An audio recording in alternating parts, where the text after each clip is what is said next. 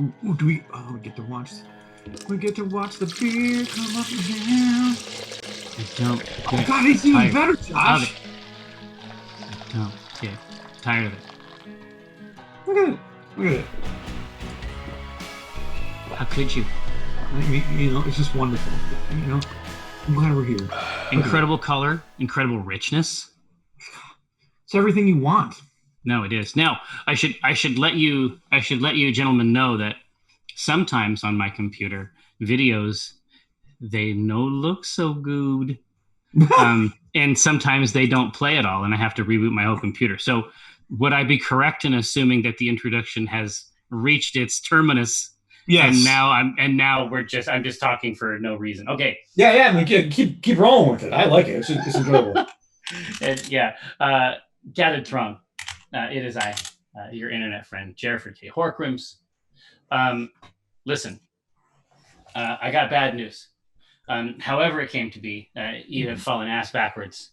Bad news? Nice. Well, wonderful. I mean, for those for whom it is bad news, it has a negative impact. Let's move forward in a spirit of conviviality.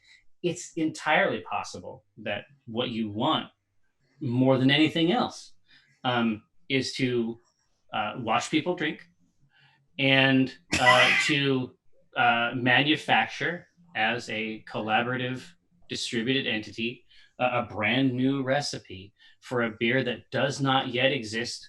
In this specific case, the polls were very clear last week.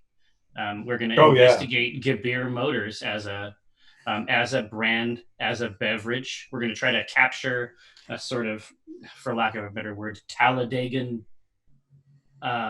energy, right? Wait, we're limiting ourselves? Well, I mean, it doesn't have to be Talladega, I guess. It could be Le Mans. Oh, there we go. I mean, that's fine. What we want is a beer that you can drink for 24 hours and not die. I mean, here's the thing. Talladega, it's either you limit yourself and everybody crashes, which is fine. Yeah. Yeah. Or we go 24 hours. This is a beer. This is a beer decision. But we can go wild as hell, is truth. Now, it should be oh, what's that? Oh, do I? All right, you don't want to hear that anymore, Josh? Is that correct? Wait. Oh, okay. Enya? We're putting Enya on it? Okay. Yeah. Here, let's get rid of that. I appreciate that, Josh. Now, is that superior? Does that move things in a more perfect, more positive direction? I hope so. Now, it should be firmly established. It is a fact well established, as they say, that I am joined by Acquisitions Intoxicated Brewmaster Eric J. Benson, Edge, Azerbaijan, the notorious EJB.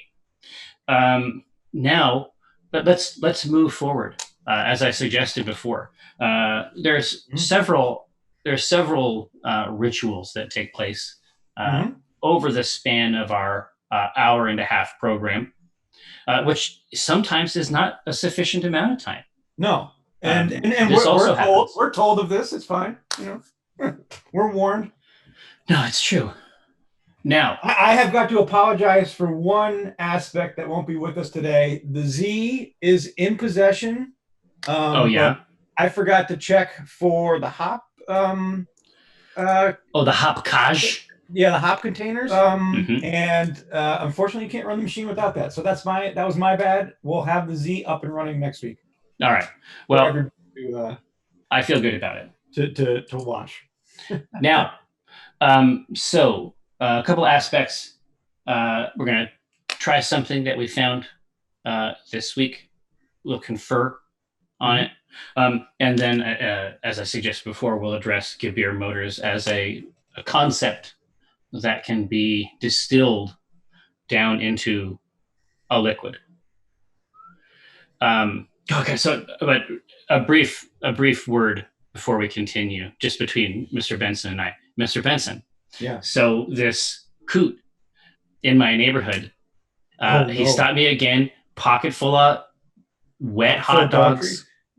Yeah, still working on these hot dogs. Now, he was telling me that basically he had found another supply of someone's Chardonnay that they didn't want, Jesus. and has spent the week making 160 proof super Chardonnay in his basement When are we getting bottles? Yeesh. Wow. That's but like pure rocket fuel. Exactly, but he's still after us for reward. And so now that you have the device, I mean, we can give it to him. We can, not unlike X, but we can approach that now that we have the device ready to go. And this device turns on and doesn't device ready to go. And this device turns howl in dismay. No, yeah. It's not calling to the void for some pressure to pull beer through a hose. Okay, marvelous. There isn't a fatal error occurred. No. Error number 1. Thanks. Error number 1. Yeah. So helpful. That's good information for me. So what do you have information over there that you are going to address? If Freckenbauer's in the channel, he's going to, I hope he corrects me on my pronunciation, but this is one of my favorite breweries. It's Ayinger. There's a couple people in this chat that can actually hear. Hold it close to your chest. There we go. Oh yeah, hold on. I'm wearing a blue shirt, so that doesn't help at all. Yeah, but there's going to be a couple people, I think, in the chat that might be able to help us with that. I mean, I have no idea how you would even approach that. This is one of my favorite German breweries. I say Ayinger, but it could be different. But this is their Oktoberfest, and I saw. Oh my gosh! So what's really cool now, which is even better, I went to Micro Homebrew to get all of the grains last night, right? And They were there. They're still open. The guys are still great. They added a craft brewing cooler or a craft beer cooler there. So they're really in all these selections of these fantastic beers just for people to sample. Well, there's so my guess is that they're probably gonna have some tasteful imports. Essentially, there was no bad selection in that. I was having trouble. It's not gonna be right. Like they were hand picking, and it was amazing. Hey, so Tobias says it looks like Ayinger. Yeah, Ayinger. So I mean, I think it seems like you basically put that one away. And so that's a super classic for the channel. I mean, Oktoberfest is certainly a style, but do you want to top line it for him? Yeah, I mean, this is a traditional Oktoberfest, so it's going to be mostly Bavarian grains. Like it's Munich, and if they do anything besides Munich, it's going to be Vienna. Yeah, that's it. It's a classic, and it doesn't really have to change to stay relevant. No, it's just a bedrock concept. So let's crack this open. Ciao. I was just going to say a cap. This is very fancy. Woo. Oh God, the maltiness just comes right off the nose, and it just smells delicious. Well, it's like all of our attempts to trick Mike into beer. Oktoberfest would strike unerringly, essentially. Oh yeah, I think so. I mean, it's like a fruited candy, or not fruited, but it's like a malted candy. It is. Wow, it's mysterious. Look at that. At least on here in the window, it's like it's completely shaved out of the thing. Hold it. Yeah, exactly. Hold it like in front of your face. Let's see if we can. There we go. Now we got it. The dark gods of Ravenloft haven't stolen my beer from me. Sarah Grace, thank you so much. But how could you like you just? I'm reacting to that in the same way as food. Oh God, like, it's like bread in a glass, and I love it. It just looks like some food. Here, so take a look at that and tell me what you think.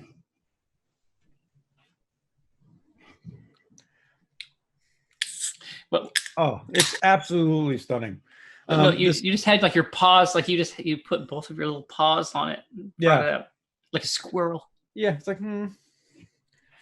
Yeah, I can't recommend this. They have another beer called their Celebrator, and another famous one from them.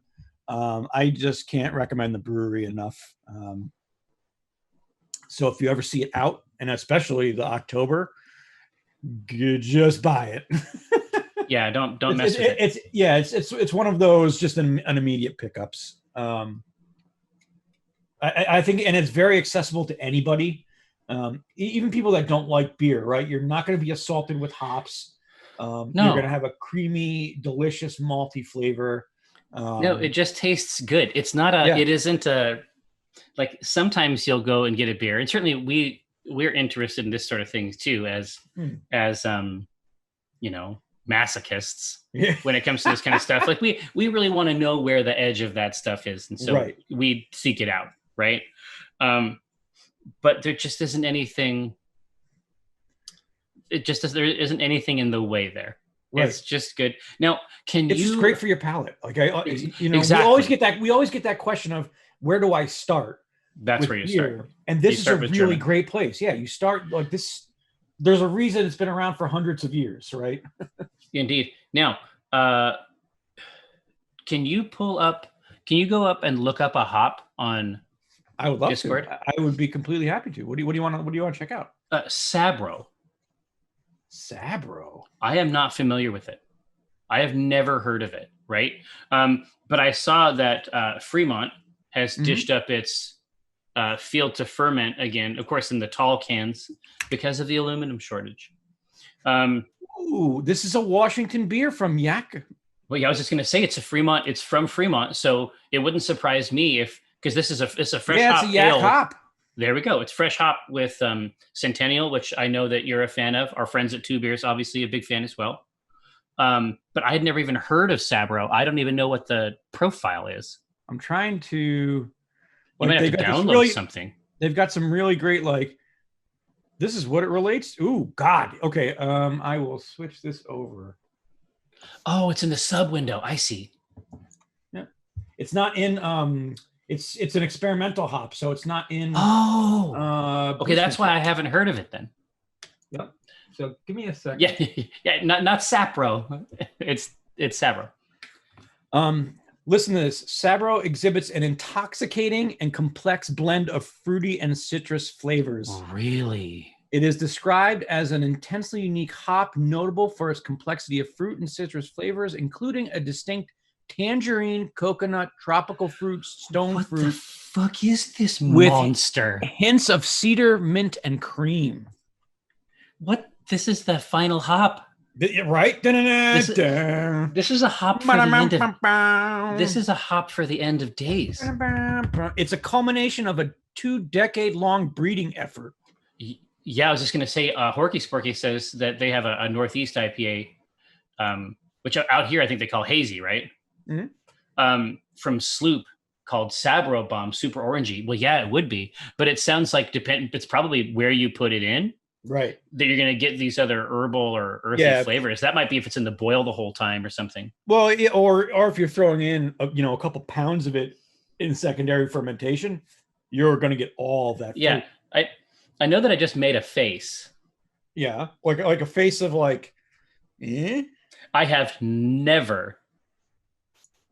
We've done this show more than 100 times. Yes. Yeah. But it's rare that I have an experience that I can't relate to another experience. That's right. Well, yeah, that's true. We are not strangers to beer. No, right? We drink it all the time. We've done this a time or two. So you know how if you like a creamsicle, like a martini or something like that, or even just the actual bar, you can sort of smell the cream. Yeah. Totally. The dairy. It's probably just like the milk sweetness off the top. Yeah, absolutely. This, first of all, the head retention is really nice on it. The color looks great. It's been working down here for a while. Yeah. You get that bite, that creamsicle, like frozen creamsicle bite from the top of it. That sounds fantastic. What the fuck even is this? I thought maybe there was an infection in the line and it had gone off. This is fucking screwed. Tobias, yeah, it's like Dave Portnoy. We're no strangers. You know the rules. So do I. One sip. What is it like? This is fantastic. Your expression just sums it all up. There's the complexity versus taste. Like, what is going on here? Imagine opening a cedar box that has a tangerine inside. You had me at cedar box. So there's like a wood note here. Like, but in a bad way, or like a good, like a No, really good not in a bad way. Because you're not usually an oaky person when it comes to No, beers. I don't like oak. But do you remember when we added? You remember when we put Tet in Velvet Rope? Absolutely. And it gave you a cinnamon taste that if we had actually added cinnamon, it would have been cloying and oily. Yeah, absolutely. Yeah, definitely. Or if we'd introduced it into the boil, we would get a bunch of off flavors from that bark that we wouldn't want. This is somehow doing cedar, but it's doing it through the hop instead of a wood addition. Like oaked beers and stuff like that, they taste like poison to me. Right. But there's reds. There's actually reds. Red wines that I can't drink for the same reason. Like I'd be like, you know, I want to be down, right? I want to play along. Yeah. But this is fucking dumb. This is dumb. This is the delivery system you needed for oak, and we've somewhat found it here. And it does. It has like a creamsicle finish almost. That part sounds absolutely stunning. And then the Centennial has a little bit of that pine bite, but that's just to provide base. And my guess is also that Sabro is quite expensive as a hop. Gotta be fun. So they might have split the difference there. But it's given it that nice through line. Everything else is sort of hung off of that. Mm-hmm. That little bite of the pine. Jesus Christ. Well, you sold me. What's the brewery for this? This is just Fremont. And Fremont, sometimes when they experiment, so they have their baseline that's like fine. And then they have crazy experiments like those bombers, that 22 series of different kinds of oaked and barreled dark beers with like the wax cap, very fancy, nice for a gift. Yeah. But I don't drink beer to like not drink it. And that's almost too strong. Like, look at it. You know what I mean? Like that's not. I'm not going to pay for wax. And they came out strong with Lush as like a serious punch. Right? Exactly. Early Lush, I think, is much better than the modern incarnation of it, but it's still pretty good if you can get it on tap. I hope that this doesn't stay an experiment, because the Field to Ferment series is really a fresh hop series that only rests in a certain part of the year when you could actually go. I mean, you and I tried to go to Fremont Brewing many times, and you can't get in. No, and they had and they even have that covered outdoor area that was also full. But at the actual I'm happy about that, but I'm upset that we can't get in. Yeah, yeah. But one of the weird things about Fremont Brewing is that their shelf presence is very traditional and conservative. Yeah. But if you actually go to the brewery, they have experiments galore. Right. Jumping Jesus. That beer sounds like a delight. Yeah. This actually makes me miss the show. Yeah. Because we could have both had that at the same time. I've done my best to explain it, but this is one of the coolest. That hop is really, really whacked out. I can understand why you might have worked on it for 20 years. Right. If that's the result. And that hopefully they continue like being able to make it, right? Like, because we've seen some hops that have just gone away, like Lemon Drop. Like, you can't find it. Oh no. Yeah. It kind of made that little spike. Right. And they did it, and then it's out, because we tried to leverage it a few times. And there's a few beers out there that utilized it for a while, but it sort of dropped off, right? People were using Citra. I mean, it's because it's so expensive. I mean, it was expensive even when you could find it. Yeah, it was. I mean, it was more accessible for the home brewer, right? Because you're not buying it. Orion Rogue, exactly right. They addressed the market big. I mean, the purpose of that brewery clearly was to get on tap at local restaurants, right? And then once you have that business, well, now you can expand to the other building, just like they did in Freelard, right? It's like, and on that base, then they start doing these crazy seasonal experiments, especially. Right. It's a really, really cool strategy. All I'm saying is that, similar to Sam Adams, like Sam Adams has a specific reputation. Wherever you see Sam Adams, you're expecting a specific thing, but their range is actually super deep. Yes. All right. Well, here. So Yeah. 100% success, essentially. If you see this horse shit, here local. Now I've got to go search for it because it's nuts. No, I'll save you one. I'll save you one. Fremont, but what was the name of the actual beer again? Field to Ferment. Oh, it was just a field to ferment. It's just a range. Right. It's just, exactly. So they do that line, but they just change the hop in it. So the whole season, it's just awesome. Great. Because we've seen like they did with 2 beers. A lot of times they'll take the hop on the vine itself, and it's just kept in water. Yeah. Right. Until they use it. All right. Well, let's get it. Yeah. So what do we want to do for? Well, we voted last time. We said the people have spoken. Yeah. And we'll do the other options that we had were 10 Towns. Well, we'll and do the 10 Towns. Mandalorian. Yep. And so we got cool options, but they're always drinking weird stuff in the Mandalorian. So I feel like I feel like after I haven't seen the episode, but I feel like everything I've heard after this last episode, we got a lot of choices. We might be revisiting that bug for liquids. Again. Yeah. I need to find that episode, Josh. The episode with the bugs, just to watch it. I never actually went back and watched it. I hated every fucking second of that episode. It wasn't horror. Okay, it was horrible, but it was. I thought that it was. I mean, it was horrifying. Right? Every part of the experience was bad, but all I have now is the memory of it. Of the crunch? Of it being, like for me, all I have is the memory. What I don't like is even when the worms exploding in my fucking mouth. That was the weirdest part. Even the worms are crunchy, and I don't. Anyway, it's best if we don't discuss it. But I do want to find it. Frito-Lay, right? I do want to find it.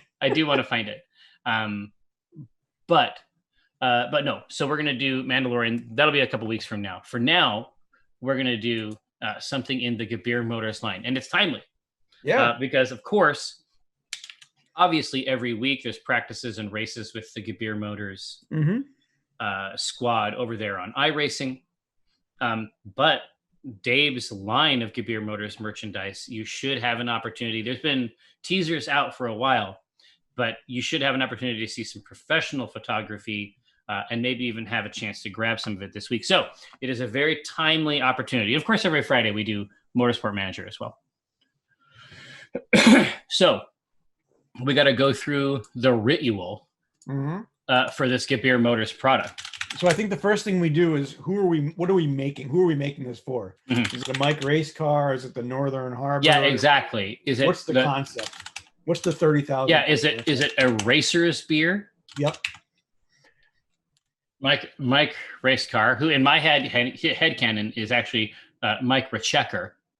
It's a pronunciation thing. We also have like a race day. Yep. Like a tailgating type artifact. Is it the pit cruise beer? Right. Is it a sponsor's beer? Right. Right. Oh, no, that's a crafty one. Yeah. So between Mike Race Car, something that you would actually be able to get at the track and a beer based on a sponsor, we'll hit that. Oh, the Leviathan. Honestly, yeah, that's pretty good. I think we might have to come back and do more. Honestly. I'm saying we can't. We have the technology. Oh, yeah, with ease. This can be managed.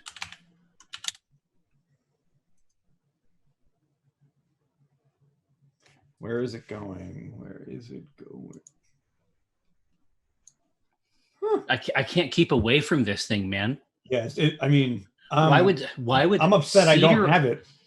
Cedar orange? Sounds great to me. Like in my book, that sounds wonderful. I'm just stunned. I'm stunned by it.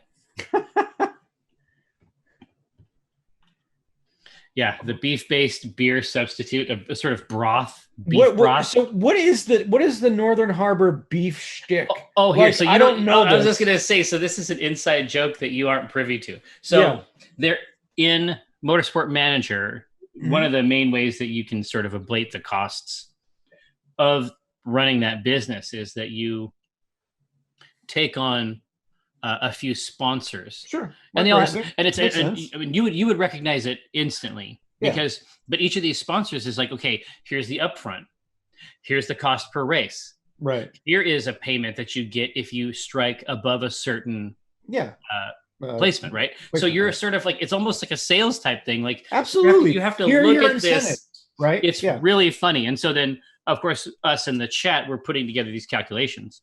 Well, there is one of the sponsors is Northern Harbor. Okay.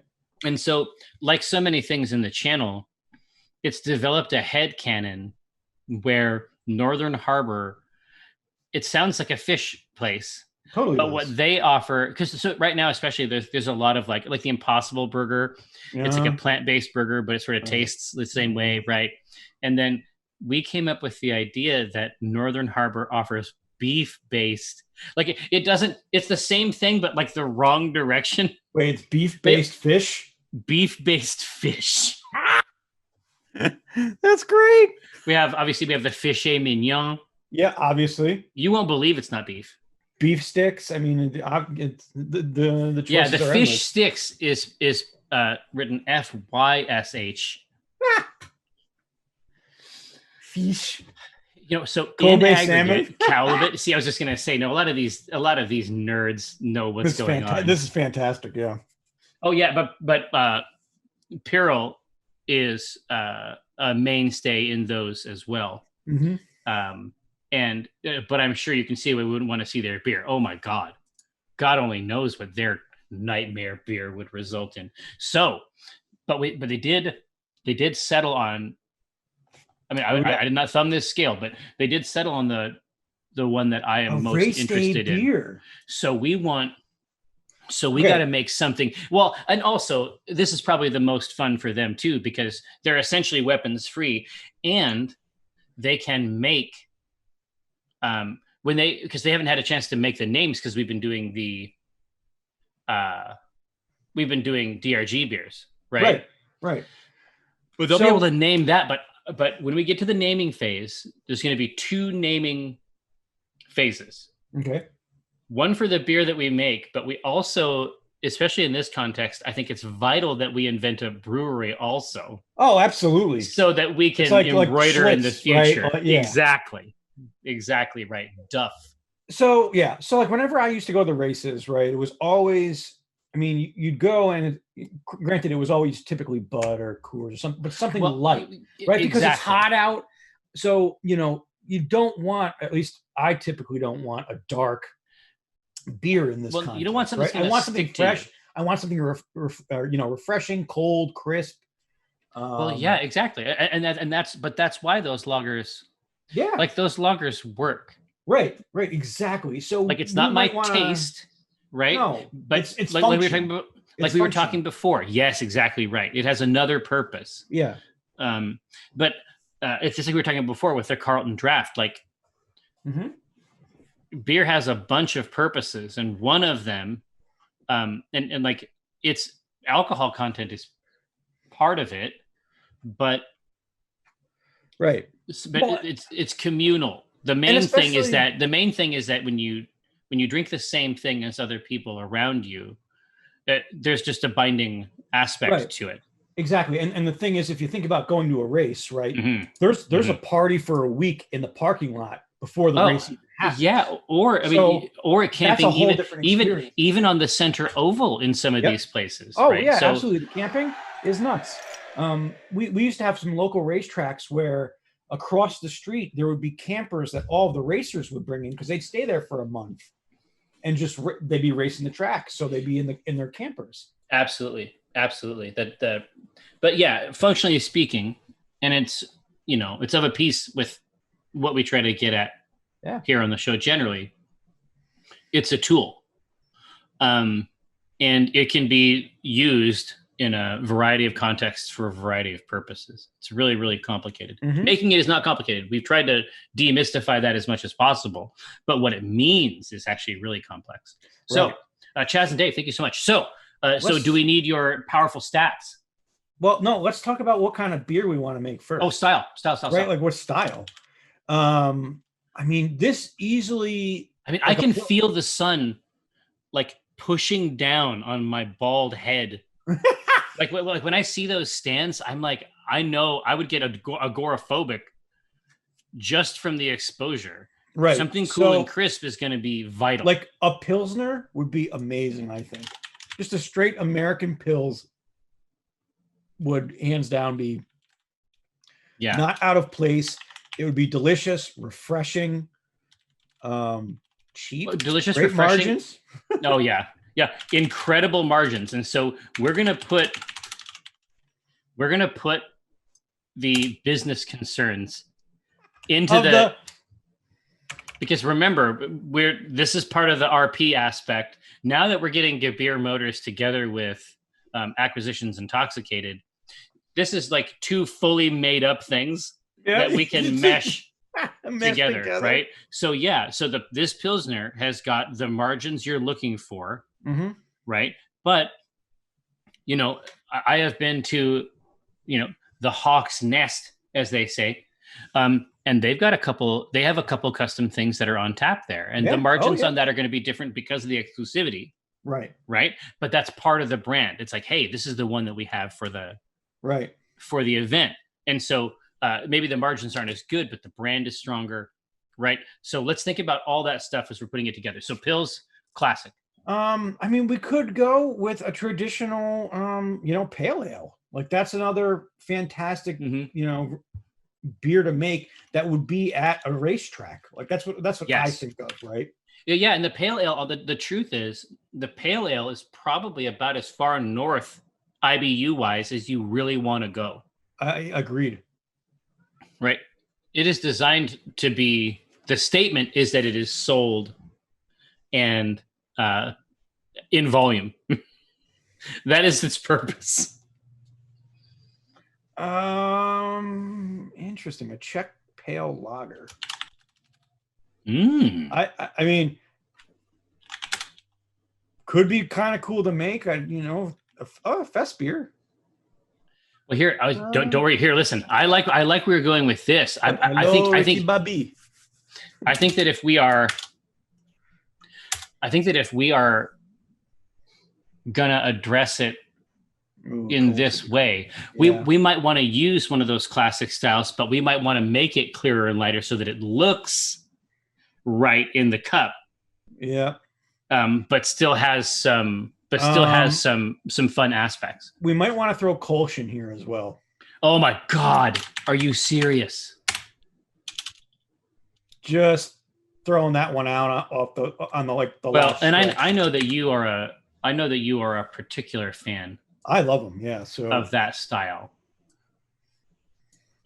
I will even cut and paste it with the special symbol. That's how much affection I have for this channel.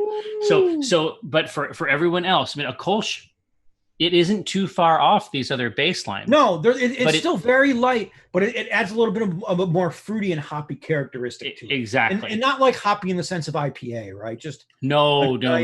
It's just flavor. Present. It's just present. Yeah.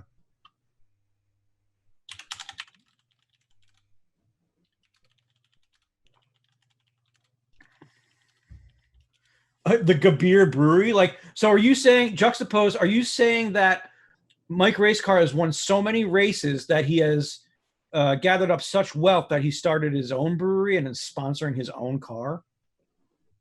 Is that the ticket? I don't hate it. I can't stress enough, Mr. Benson, how great that beer is. But that that's how I'm thinking what you're going to say next. It has continued to deliver. That's great. Yeah, save me one of those, please. We have Kill Team to play. For sure, yeah. Part of it, Sanzone, is the RP, right? Yeah. God, you're right. It's nothing but branding. It's all brands. It's brands all the way down. Chaz and Dave, yeah, I completely understand. What's funny is that even before Mike did any drinking recreationally, he still loved the show because it's essentially a cooking show. And a lot of the dynamics hold. Right. We're tasting things for you, essentially. Yeah. Right. And Clues and Tobias Josh, says they were born and raised in Cologne, so there's only one way to vote. I guess so. Yeah.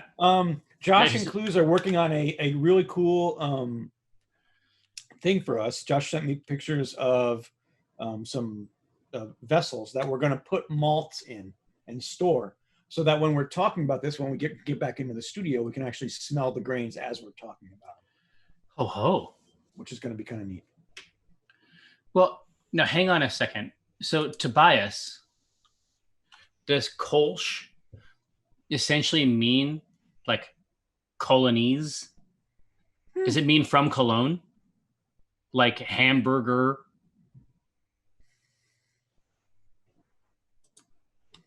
Yeah, I was just going to say, I mean, linguistically, it just means from Cologne. So you have no choice. Oh, okay, there we go. Thank you, Lord Saris. Yeah, we've discussed this before, but, you know, a lot of those place names don't line up, even if it's like a 20-minute train ride between two places. Yeah. Right? Sauce. Nice to see you. There we go. Okay, that makes perfect sense. I don't 100% know how the O with the dots, I forget what that accent is called. I don't actually know how that's pronounced. I'm going to look it up.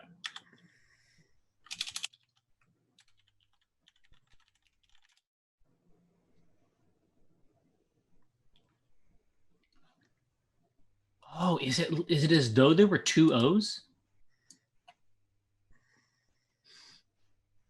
Hold on. Well, I'm always, hang on a second. So the two dots, for some reason, I thought it's because I came to all this stuff from French where we have a bunch of other accents. I thought that the umlaut was like the angry eyebrow looking one. Right. Is that, right. is that not it? How do we get it? Umlaut is previously you really? Similar to the so Kolsch. Baka. Kolsch? Interesting. Kolsch? All right, here. So let's take a look up here. What are we looking at? Interesting. It looks like Kolsch came out on top. Honestly, I'm surprised because, and I don't disagree, Pilsner is a very clear choice, right? Mm-hmm. Like that's the most direct. But what we have learned in the course of making this show is that the channel is always right. It's never been wrong. No. Right? So a Kolsch, we can mess with that. I love it. And it can be proprietary to the brand. Yeah. Right? Totally, yeah. Okay, so let me get us a new recipe here. Mm-hmm.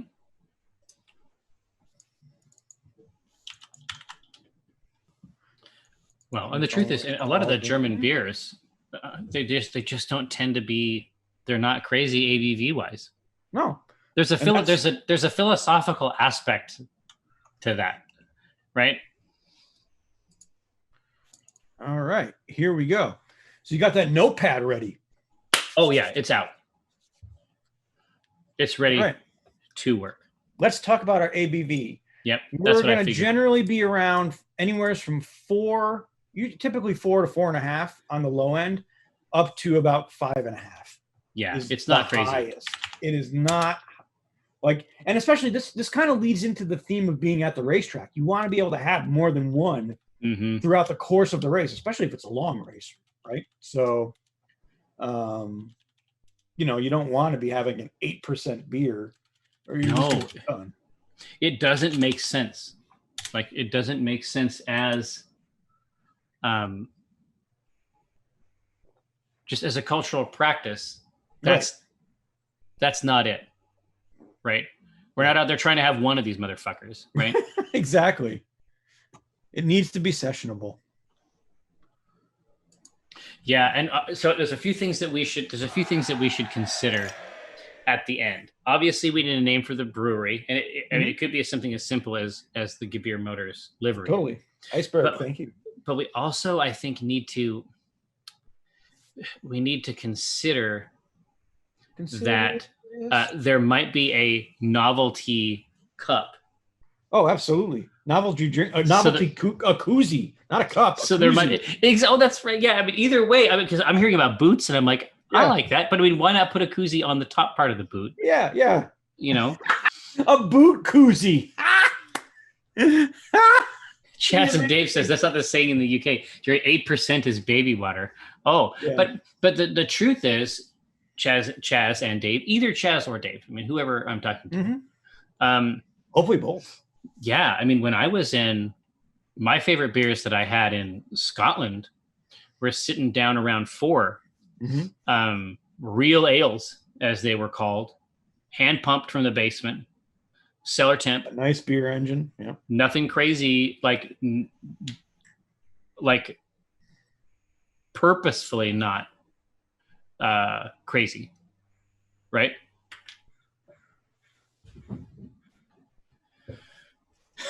Either one is fine and neither one is your name. I love it. I love that Chaz and Dave doesn't describe either of you. Amazing. Yeah, EMW is going into the deep lore. Pookie Man, thank you so much. Oh yeah, Pookie Man, we brought it back a few weeks ago. We got you. Josephine, nice to see you. Okay, so yeah, I'm not going to say anything except to establish firmly that the channel is right again. Yep, I agree. Okay, so here's the real kicker on the SRM. Yeah, exactly, because there's an aesthetic aspect here. The truth is, I think if you pull one of those and it's dark, you're not going to see. We just have associations with it, and they don't even have to be correct. Right. Because you can get very dark with an incredibly small amount of a dark grain. Right. But so that being said, a traditional Kolsch is between 3.5 and 5. Right. So we can extend it out, I think, as far as maybe 7, but that's. Yeah. I mean, do we want to go like a gold color for the win? Like, you know what I mean? Like, yeah. Like the trophy. Yeah. So, I mean, that's as far as I think I'd go with this color is 7 or 8, maybe. Yeah. I can see that though. I can see that rich. I'm going to go 4, 6, 8. Okay. Just because even at 8, I think there's still a gold richness, but that's also a really, really lovely color. Right. Yeah, I mean, 4 is kind of like this is what we're drinking when we're sitting in the stands type of beer, right? Exactly. And 8 is very much the winner's circle holding the cup. Absolutely. Cadmus, thank you so much. So good to see you out there. It's the last time I'll say it, Eric. No, you can do it through the whole show because I'm incredibly jealous and I want that reinforced because I want to have this beer. It's right there. It's like my grandpa would keep like a cedar block in his drawers. Yeah. Not his like underwear. No. You're not the only family member that did that. Yeah. Sanded every now and then, right? And it is just like there's some of the stuff like there's certain aspects of like tobacco smoke, especially like pipe smoke, that's very like a fundamental memory aspect. Yeah, totally. And just that pine, it's so crafty of them to have established all the virtues of Sabro with Centennial. Right. They just play off each other in an incredible way. Jesus fucking Christ. Taint, we are talking about Field to Ferment. It's the Centennial Sabro that they have up there. My suspicion very strongly is that it's deeply local. For all the dynamics, all the dynamics that went into that. It's Fremont beer. It's right. Fresh hop. I think it's very, very close. Wow. Yeah. Okay. This is an interesting. It's in there. Dynamic. They're going for 4. And I like that. I like thinking that this is a beer that they're drinking in the crowd. Yes. Well, they want it to sparkle. Right. Exactly. Right. All right. Well, that's an easy call. They can take that to the hoop. 4. Okay. Okay. So let's get back to beer smooth. Okay. So let's talk about some IBUs. We're not going high on this beer. It averages from 18 to 30 at most. Yeah. Now there is an opportunity here to go a little bit out style. Totally, absolutely. We could jump up. But it completely depends on the hop, right? So I'm going to do 18, 25, or 24, and 30.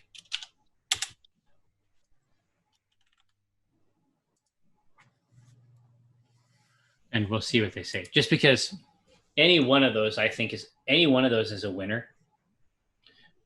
But we can do different at each of those tiers. We can do it. The main thing I think is just to picture it. Put yourself on those stands, right? And then, having done so, look down into your imaginary hand, and we just want to do whatever is in there. That area is what we're trying to recreate. Now, yes, it's quite true. 8-Bit Workshop. All we're missing right now is the hop cages. But as early as next week, we might be able to run a brew in a separate can right down there in the bottom. So what else did you get tool wise? Did you get you already had the cornies, right? Yeah, absolutely. We have everything ready to go. Well, and you stopped by Micro Homebrew, so you're good. Yeah, and they're still doing great. I mean, people are kind of really supporting them through this, so it's really fun to see. Well, it's nice that they have that. It's nice that they have something a little bit more on the retail impulse buy type vibe with the imported beers, because generally speaking, you're not going to go to a home. I mean, I don't go to a homebrew store to look around. Right. I don't browse. Yeah. What? In truth, Josh, I mean, this is the second Pico he's brought home. Yeah. Chaz and Dave, the Pico, I mean, it depends on the recipe that you're putting together. You can do about 3 gallons typically.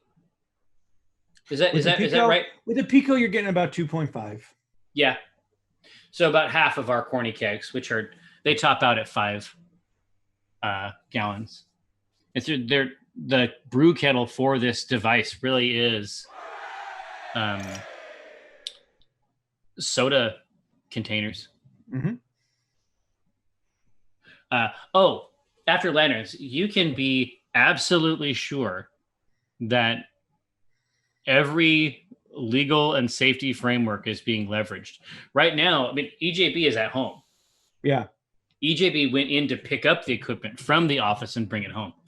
Trent Taylor, thank you so much.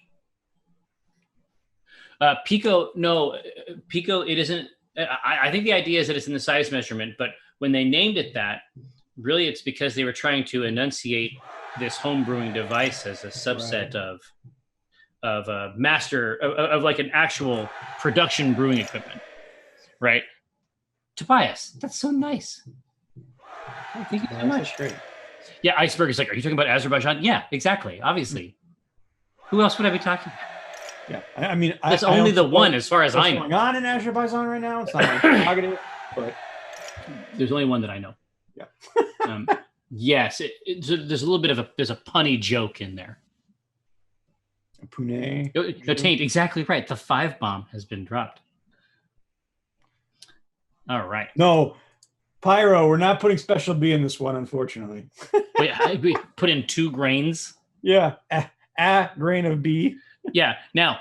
It's like my signature. It's like there's always got to be 1 grain. Yeah. Just you can't taste it. Sneak in and drop in a grain. Yeah, in the night. Yeah. Now, we're looking at 24. That's great. Awesome. Very cool. So we really can't lose with this. Like this is going to be exquisite. Okay, so let's talk about the base grain that we're going to use. This is going to be a Pilsen malt or a Pilsner malt, right? Yeah. So let's go with our standard German-based Pilsner.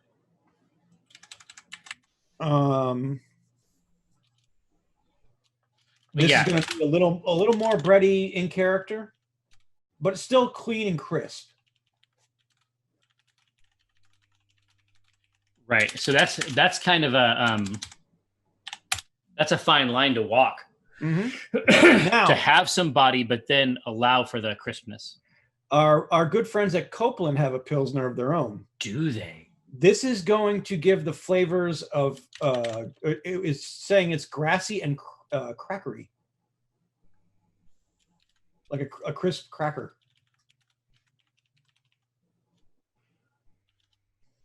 Yeah, I can see it.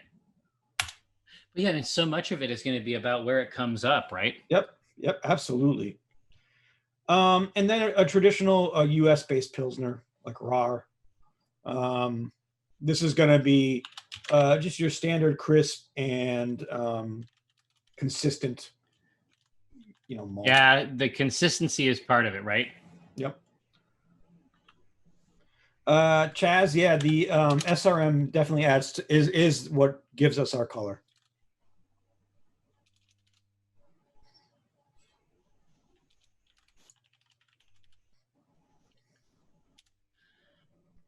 Yeah, the RAR is basically sort of that's like your Mario in Mario Kart, exactly. Right? Yep, it's totally. Like this is your baseline. So all the stats are right in the middle.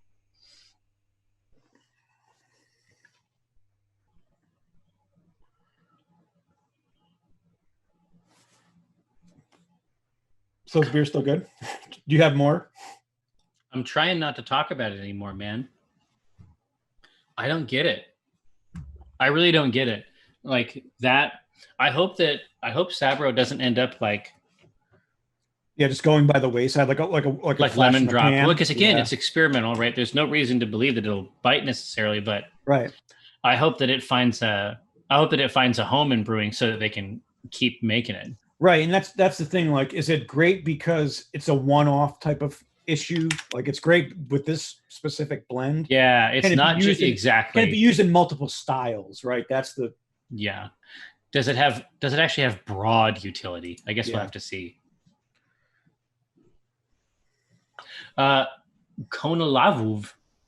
It looks like Tobias already hooked you up, but we're talking about Gabir Motors, a proud member of the Dragon Race Team China family, and the chat correctly settled on a Kolsch. Love it. And I am happy about these. Man, this Oktoberfest is just fantastic. Is it working? Yeah, it's real good.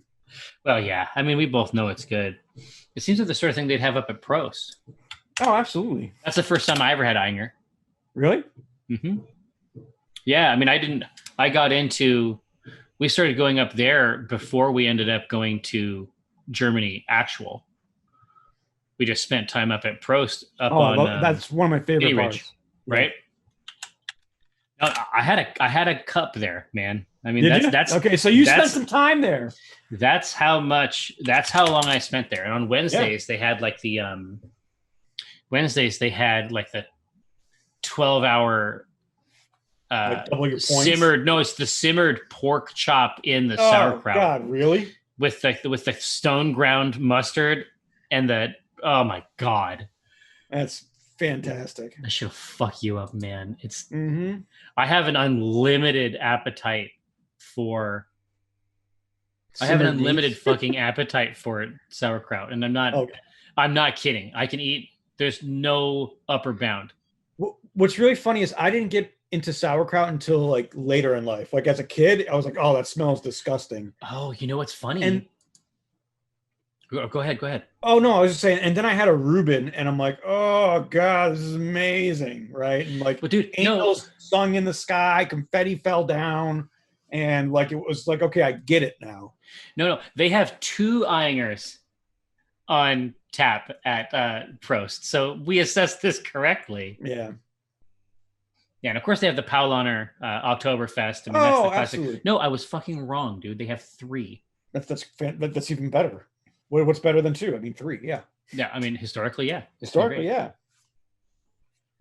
But yeah, sauerkraut. Oh man, Yeah. So Blank Clerk wants to know if either of us have seen play of the tabletop RPG called Lancer. I have heard of it. I've heard of it. I haven't played it though.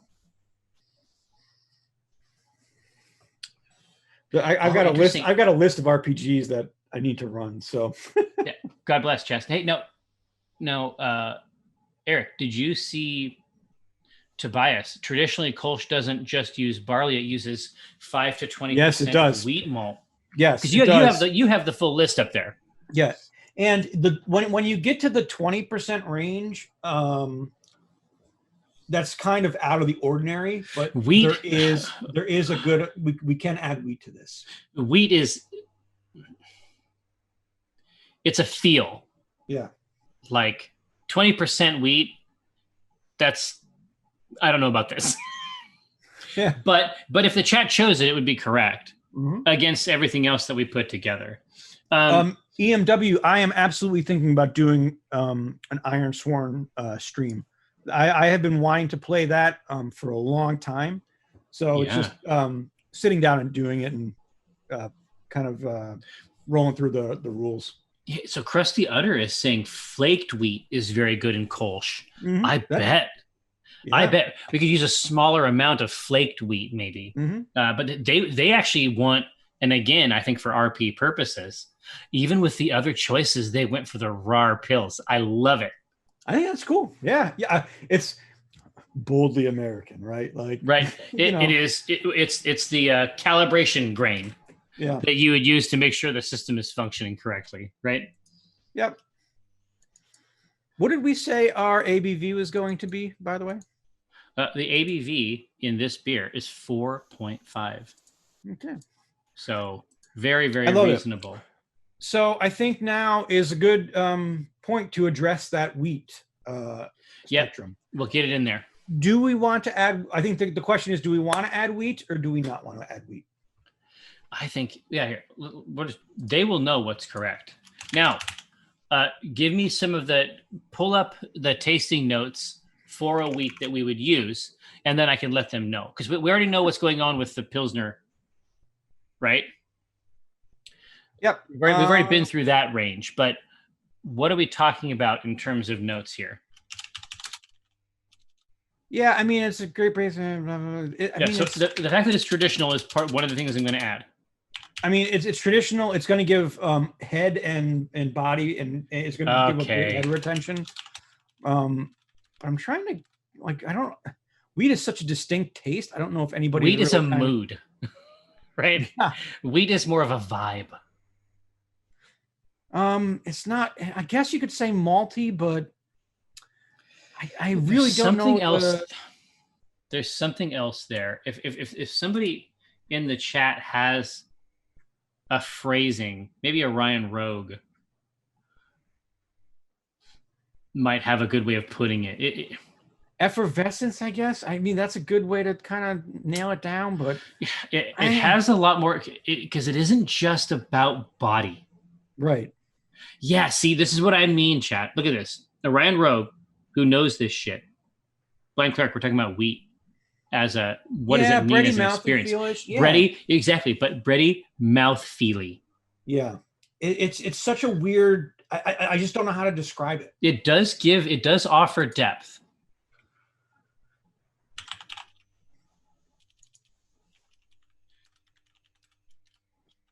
Yeah, wheat is a shape.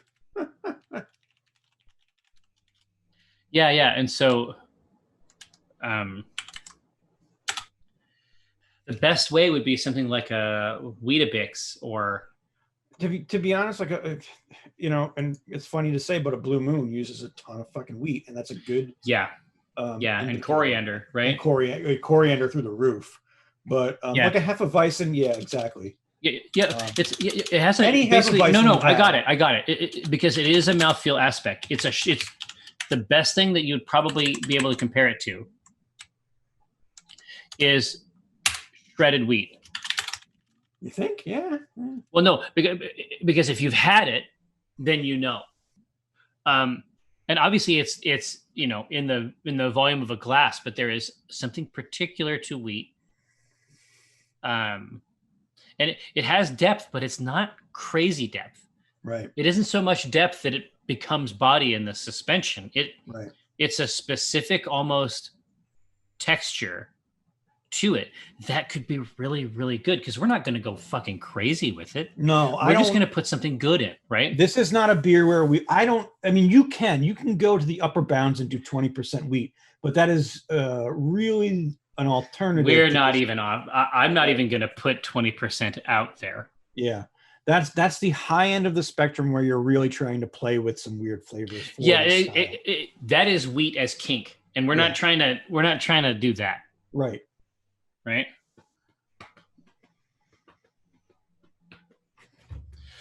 Yeah. Exactly right. It is transmuted into a breakfast cereal. It is a frosted mini wheat.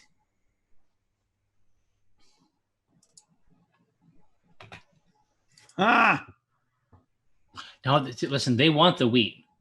Okay, that's cool. Got to have that wheat.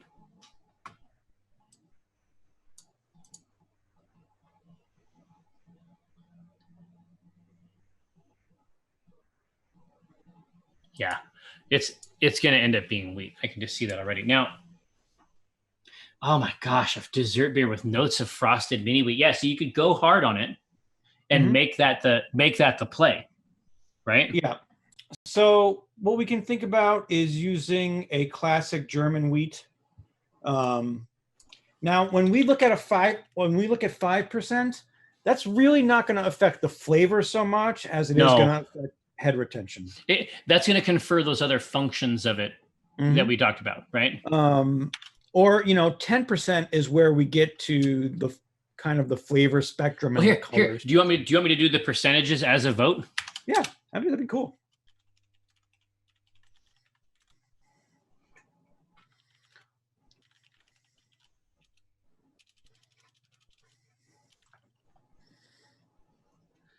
And then when you get it to 10, that's when you start cranking the mouthfeel, right?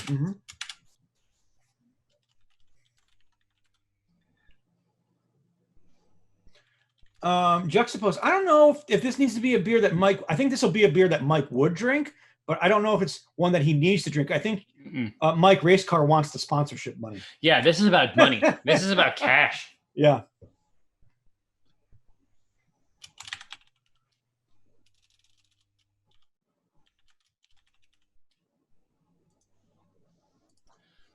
Give that a try.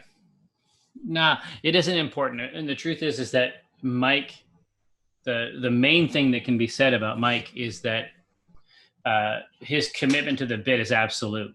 Yeah. That's really the takeaway for him.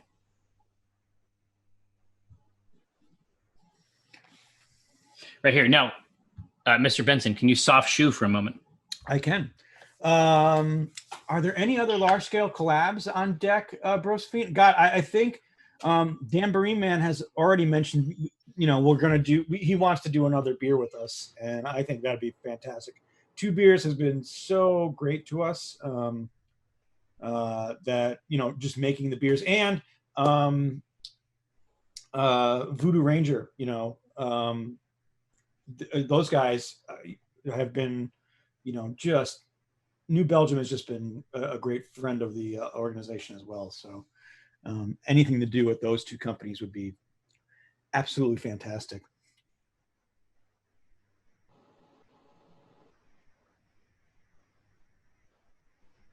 Yeah. Our beer-based fish products also a sponsor. I mean, we could do a beer-based fish product. You know, it's not like we haven't done it before. we did do the oyster stout, so it's close. Niekman, what's his name from Bearded Tortuga actually retweeted today, so he's definitely watching.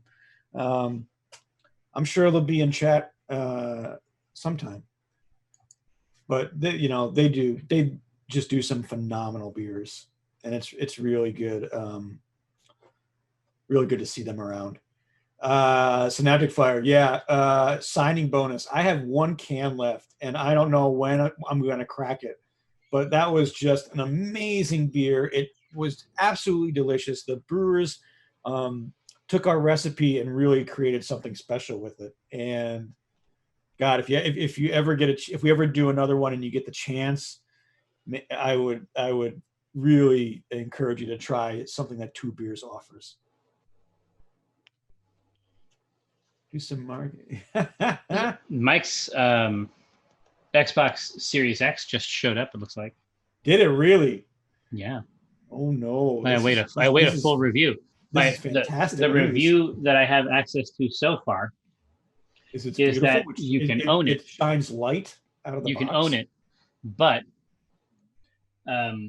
you can't log in. So it's 601, half a dozen of the other. So you just stare at it in awe and just or it's 6 of one and nothing. I think it's I think it's not. And right now it's 0. Yeah. So it's a really nice trophy. Oh, for yourself. Yeah, Fusion Addict for sure. I think addressing cryptocurrency. Oh yeah. As a beer theme would be really fun. It'd be fun to get Buland in. Yeah. On but coming in on the specific ratios of ingredients and trying to make a kind of numerical pun inside the body of the ingredients. Well, I feel like if Omin was in a cyberpunk RPG, he'd be focused on Bitcoin, right? That's where I'm at with that. Oh yeah, cut sauce. That would be such an amazing. We could do that beer. We could do that beer so well. That cryptocurrency plus Omin Dran is just. Yeah. It's perfect. It's just perfect. You know what it's the edge is there. They want the mouthfeel. They're looking for the 10%. 10%? Okay, that's cool. Okay, so let's talk about the malts that we can put in here. Yeah. We'll do a flaked wheat. Where is my flaked wheat? This is going to be increased more for body and foam. That's exactly. And I was just going to say it's about surface area, so it just delivers what it's going to do. Or we're going to go with the German wheat malt. This is going to give us more of that wheat flavor that we're used to when we drink Hefeweizens. And really going to convey everything that we want as far as flavor, whereas the flaked is really more about the body and the head retention.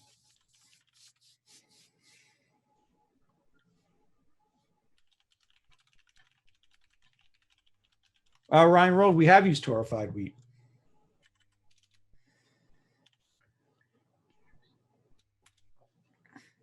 But, I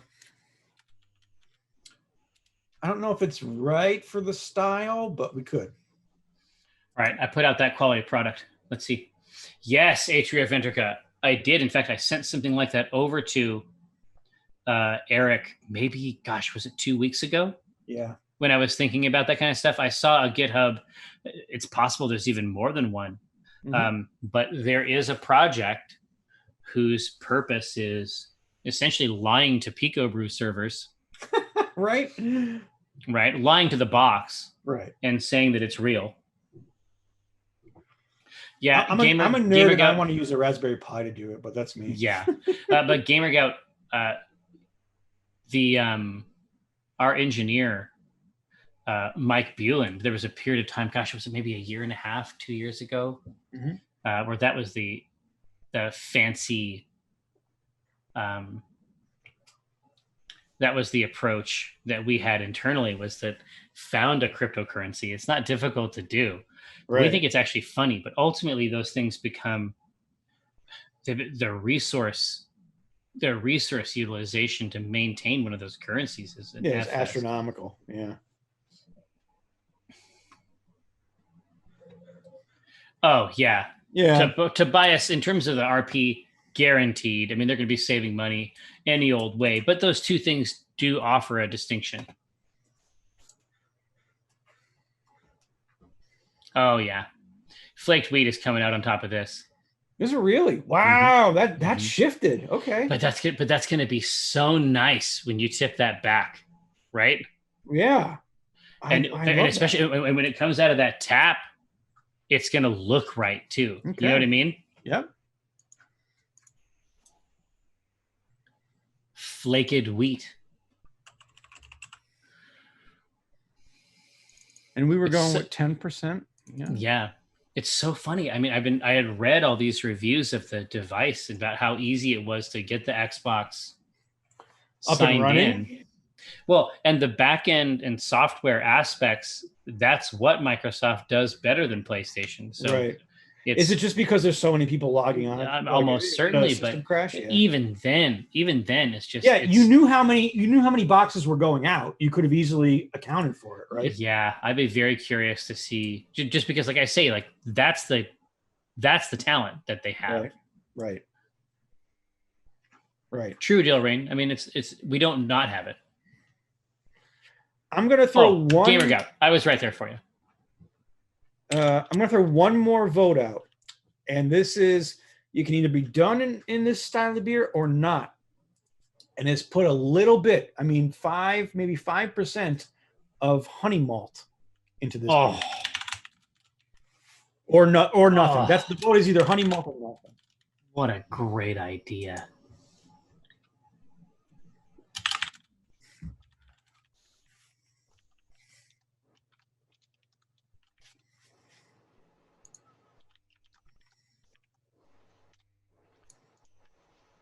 Yeah, I mean, honey malt is really what it says on the tin. Mm-hmm. It's like a mid to base kind of sweet. They call it that for a reason.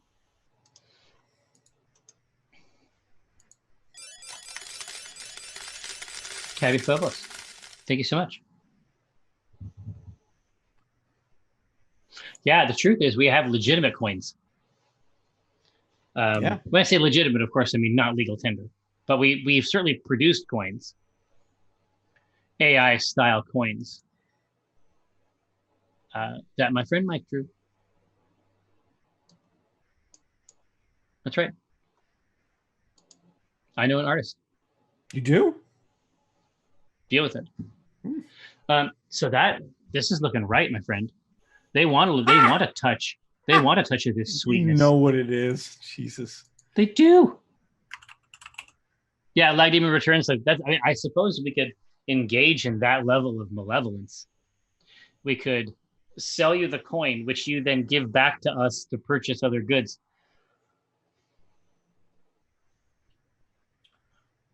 All right. I think this beer is done, and I don't think we need to focus on any more fermentables. Yeah, I think that might be right. Fusion Addict, that's really interesting, honestly. Is that when they say, oh, Bitcoin is this many kilowatts or whatever? It has to do with the rapid transactions. Mm-hmm. Yeah, they want that honey. The honey wheat plus the flake. That is such a good call. I think it's going to be real cool. Wow. All right. So we're going to Hop City. It's hop time. Now I think we go somewhat traditional on this, and we're looking. Well, certainly, yeah. We're looking first in the Hallertau family. Mm-hmm. So first, we'll go regular Hallertau, which is mild spice, clean, and neutral as a flavor. Yes, and we don't even really have to go into that too much. Nope. We know what that means in this style of beer. It just does its work. That's mostly what you get in styles like this. Right. The next is going to be Hallertau Blanc.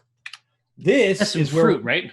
This is going to add the floral and fruity passion fruit, grapefruit, pineapple, grape. All these amazing fruit flavors that we kind of associate with a traditional Kolsch.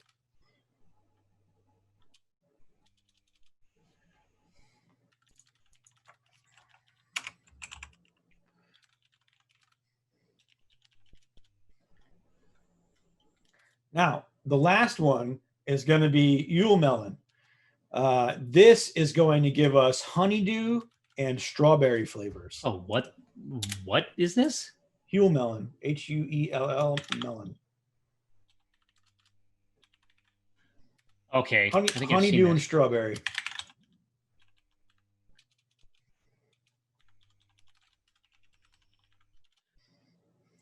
Man, that sounds really interesting. Yeah, I think any of these choices are really especially on that base, right? Mm-hmm. Mm-hmm.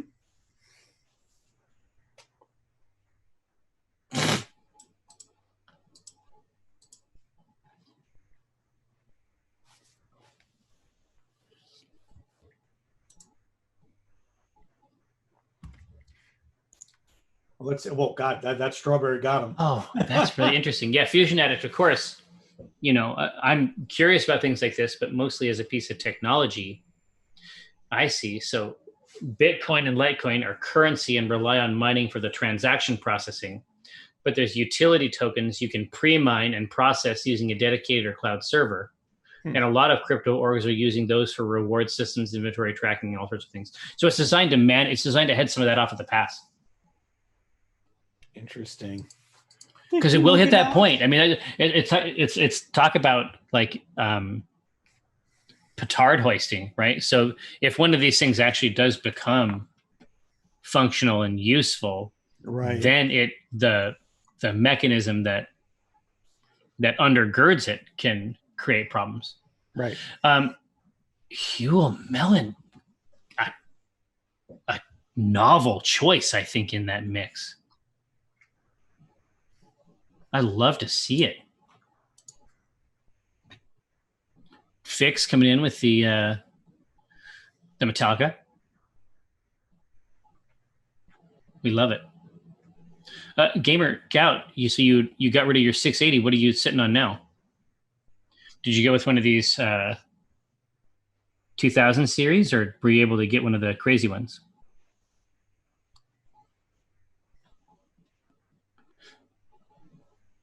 And Crusty Utter, obviously, thank you for the flake tweet suggestion. It won out in the end. Huell melon, my friend. Pretty cool. Okay. So let's add that to the mix. What were we going for IBUs? The IBUs on this are 24. So it's not even that crazy. No. It's just going to be something nice that sits in there. Very, very subtle. And counters it. Yep. Man, this is going to be good. I know. This is going to be real good. And it was a 4.5 for the ABV? Correct. And it was a 4 for our SRM? 4 for SRM, exactly right. Love it. Yeah, ABV came out perfect already. Yep.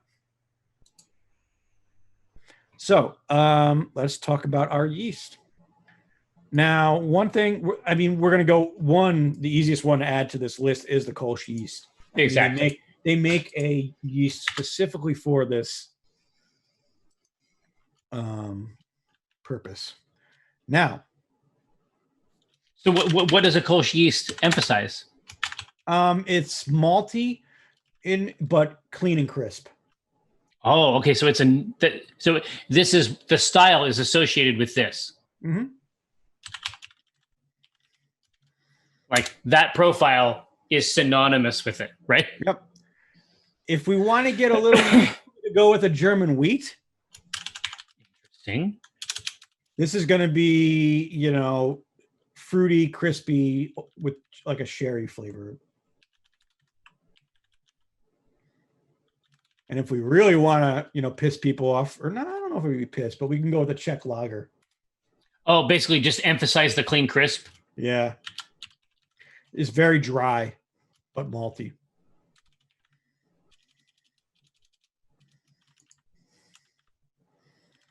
Yeah, almost down to a champagne. Yeah. That's an interesting one, though. It's a little kinky. Mm-hmm. Yeah. But I mean, yeah. The thing is, with the Kolsch yeast, we're really going to be emphasizing the ingredients that we put in there. That's the real nice part about the Kolsch yeast. Yeah, it's right? very it's synergized with the whole product, right? Exactly. Yeah, Synaptic, you can get very, very far with a 2060, and then because it's a part of that series, you get all the you get access to all their crazy experiments and tensor core shit. This box that I'm on right now is a 2080, and ultimately I decided I couldn't wait anymore, and then after I couldn't wait anymore, like a month later, they released the 30s. Yeah, but they didn't really, like they that's very much, that seems like a paper launch for sure. Oh yeah, I'm on a waiting list now for one of these things.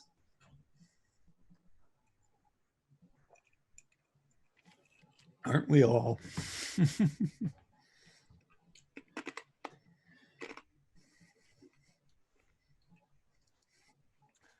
I just noticed Josh put in like in the overlay a little like pressure time cooker gauge on the bottom. Oh yeah, it's fantastic. Okay, so that's a winner. They want the classic. Yeah. I think they want the classic now. So we have a couple things that we need to do here. So now we have our yeast. We got to do the brewery name. Right. Who is making this beer? Who sponsors this? Mm-hmm.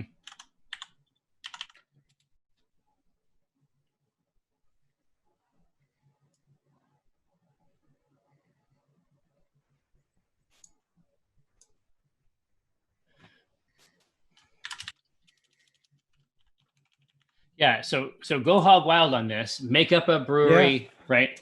I mean, Gabir Motors is an easy one. Gabir Motors.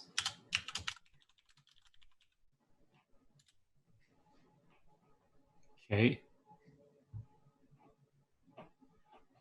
Brewery. I like that. Jesus, take the beer. Fast. Fast. I think that's nice.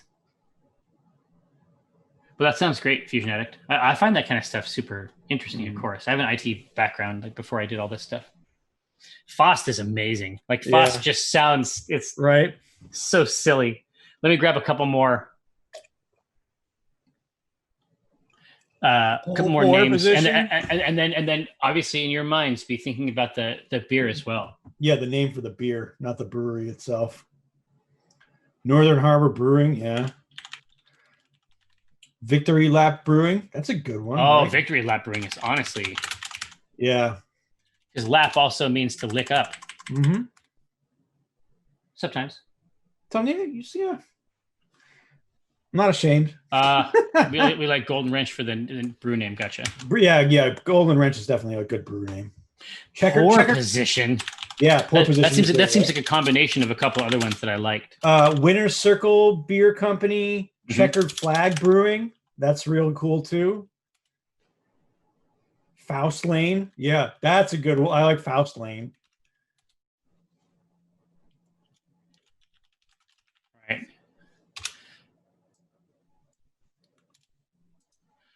All right, let's get this in here. Gosh, we might actually get out on time today. What a delight. Yeah. Paddock Brewing, yeah. Oh, Cold Tires is good. Yeah, that's a good. Cold Tires Brewing is good for both that and the name of a beer. Yeah, Cold Tires is honestly a better name for the beer, Graham.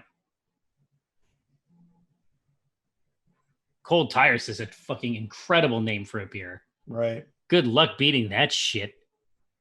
Jumping Jesus. Yeah, Gabir Motors is coming out on top. Victory Lap is doing, fast.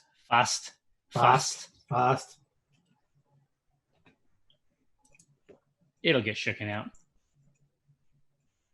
Yep, I'll drop that in there. Oh no, Sapperbait. This is obviously excellent work. Oh yeah. The truth is, Fost could be one of the sponsors of the company. I mean, that's right. Right. Exactly. Okay, so Gabir Motors. People are going for the pun. I don't even hate it. All right, and certainly Michael will appreciate it too. Now I'm putting in cold tires. I'll be shocked if that's not a beer already, but I don't care. Right? They're not going to come DMC me. They're not going to come DMCA my beer names. Right. Like there's already Fat Tire, but we know those guys, so they would be pretty much okay. Course Cutter, Huel Tie, Final Lap, Drift Draft. That's Jesus, Drift Draft. That's great. Hot Street. Oh my God, dude, these names are out of control. Kolsch Paddock Pint. Yeah, right. Brew Chief. Kolsch tires, nerd. Whoa, these are fantastic. Pit Brew. Oh my God, that's an incredible brand. Yeah. Yeah, I guess that's true, Talps. They've been working on it. Yeah, Golden Wrench would be, I think, a Belgian strong or something like that. Yeah, or or a nice pale. Like I mean, like you could do three wide Belgian triple. Again, this is why we had to have the name of the brewery, because I'll be surprised if we don't want to mess with this. Right. Well, I think it's just funny that Mike would be reinvesting into other companies that are in turn reinvesting into his racing, right? Yep. It's just a circle of money going round and around. Right, now, take a look at these, friends. Let's get this bopping. Oh, Joker Lap. No, Fading at the Edges. I would want to save Joker Lap for something weird. Yeah. Like, I'm down for Joker Lap as a name. I feel like Joker Lap is a Saison or a farmhouse. Oh, yeah. See exactly right. Something weird. I don't know why. That just, like, not a sour, but something like weird. Yeah, but like a peppered Saison, right? Oh, yeah, exactly. Like something kinky. Yeah. With notes of horsehair and blanket. Yeah, and blanket. Looks like Cold Tires came out on top, but obviously Pit Brew is exquisite. Yeah, I mean, we know that Pit Brew is amazing. Save that for something else. We feel good, but yeah, they're all winners. Right? I guess not in the classic sense. Only one of them is the winner. But purely as a rhetorical treat, it's a Kolsch where there are no piss references in the name. Oh, it's Beckenbauer's back in. Yeah, there it is. Yep. I'm loving it. Yes, one is definitely the winner. I mean, I agree. So we have constructed today, in the manner of a new lightsaber, the Gabir Motors Cold Tires Kolsch. And honestly, the internal rhyme there is good too. Yeah. The Cold Tires Kolsch is just beast. It's just beast. Look, it was an hour and a half. You'll never get it back, and we're not going to give it back. So, and we're not sorry about it. This is how you chose to spend your time. This isn't on me. This is something you did. My good friend Mike Krahulik and my other friend Kara, who he happened to marry.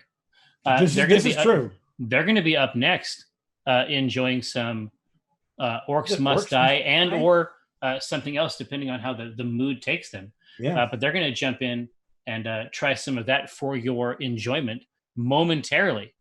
So until next time, we'll see you.